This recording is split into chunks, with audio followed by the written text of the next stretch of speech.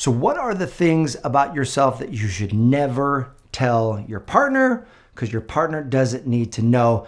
This question has been submitted over the years multiple times through my community, and I've always avoided answering it. And I'll tell you why here in just a moment, but my team's challenged me to answer this question.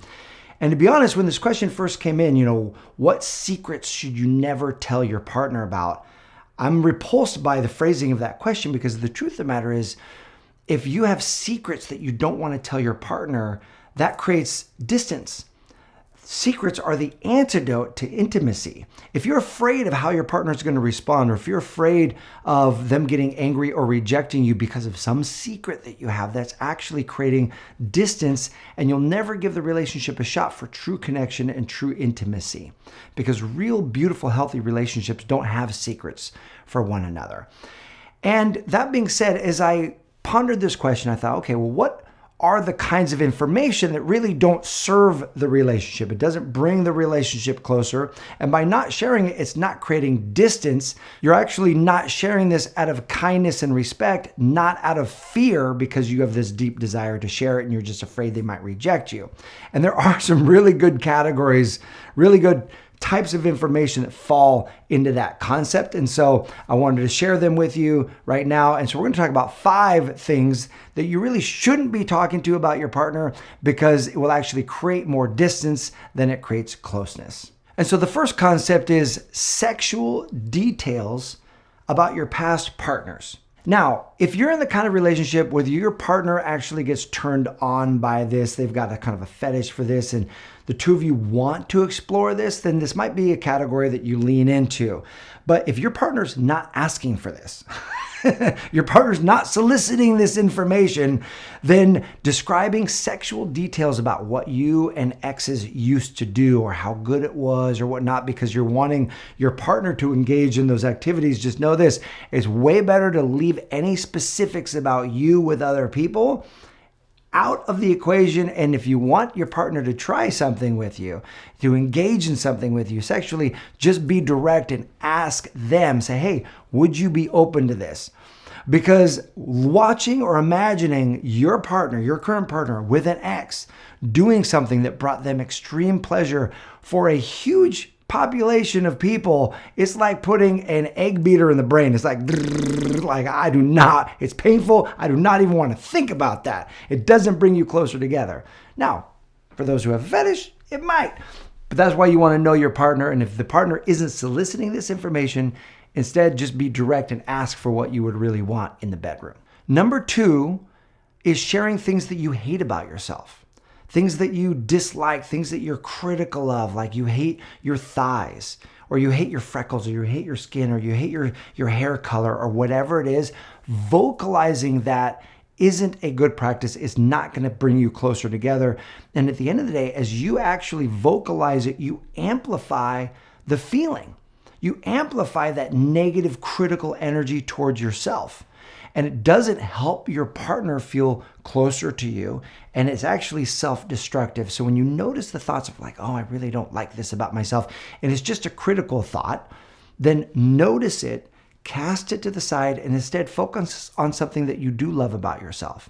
Or surround that critical energy in love and compassion. Because the healthiest thing that you can bring to the relationship is a healthy you, a healthy mindset. Now, if you're working through something where you're like, you know what, a part of me doesn't like this about myself and I'm really working through that, and would you support me in this? That's a different conversation to bring to your partner. But just to spew negativity into the relationship and onto your partner about what you don't like for yourself is almost masochistic in nature and doesn't bring you together and doesn't move you forward. Number 3 is sharing insecurities about the relationship. Specifically, doubts and fears that are bubbling up because the relationship is so good. The thoughts that you're thinking the relationship is amazing, the two of you are connecting, and you're having this fear of like, oh, this is too good to be true, or this is too good to last.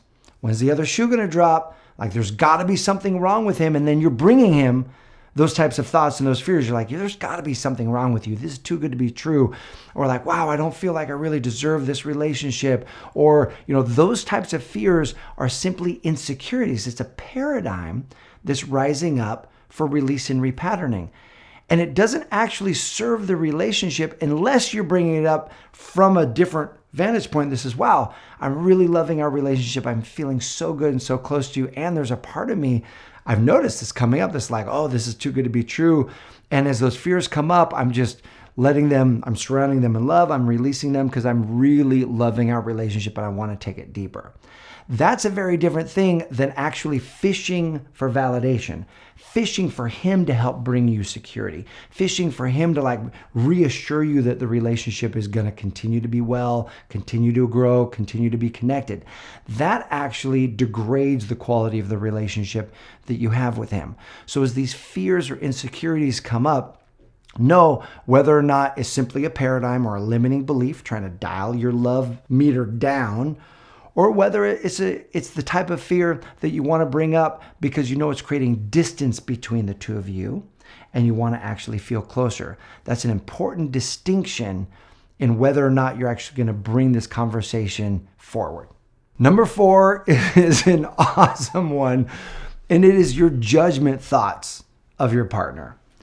And this is when, like, you know, when you're in an extra critical mood and maybe you just have a bad day, or maybe just, you know, you're just feeling negative and you're critical of everything. You're critical of yourself. You're critical of the world around you. And so just the way he's eating his food is driving you nuts, or just him sitting on the couch watching TV is just irritating you.